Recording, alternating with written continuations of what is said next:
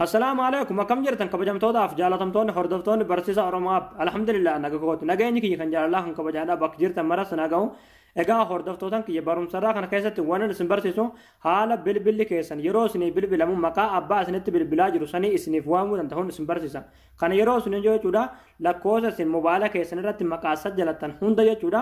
يرو هريوتن كيسن اسني بل سنتي يرو تري وامسن جودا eenyu akka isinitti bilbilaa jiru maqaa abbaa isinitti bilbilaa jiru sanii isiniif waamuu danda'u jechuudha isinii galee egaa fakkeenyaaf jawwaala keessan yoo boorsaa kee jiraate yoo kiisii keessa jiraate yaa'anii moobaayila keessan osoo boorsaa baafattanii ilaalin yookiin kiisa keessanii baafatanii hin ilaalin jechuudha eenyu akka isinii bilbilaa jiru namichi isinitti bilbilaa jiru maqaan isaa eenyu akka ta'e salphumatti gurrumaan dhageessanii haalatti beekuu dandeessan jechuudha isinii galee egaa waan baay'ee ta'u gaariidha.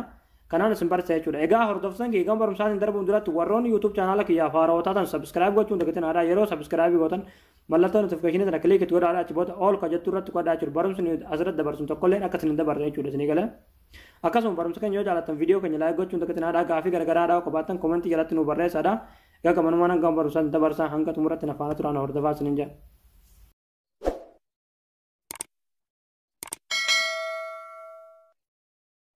hayyee hordoftoota kiyya haalli bilbilli keessan yeroo namni isin bilbilu yeroo hiriyoottan keessan isin bilbilan yeroo xirrii waamsanitti maqaa abbaa isinitti bilbilaa jiru sanii isiniif waamu itti taasiftan jechuudha foonii keessan kanarra galtan jechuudha yookiin bakka bilbilaa kana jechuudha bakka ittiin bilbilatan kana jechuudha achi booda tuqaa sadii kanarratti asoli kana kilikni gootanii achi booda settings ka jedhu kanarratti kilikni gootanii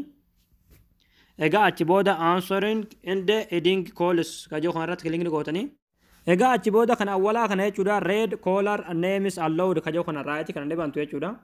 egaa amma jechuudha direct yeroo namni isin bilbila jechuudha yeroo hiriyoottan keessan isin bilbila sanitti jechuudha maqaa abbaa isinitti bilbilaa jiru sanii xawwaalee bilbilli keessan abalu jee isiniif waama jechuudha isinii galee yeroo xirrii waamu sanitti jechuudha isinii galee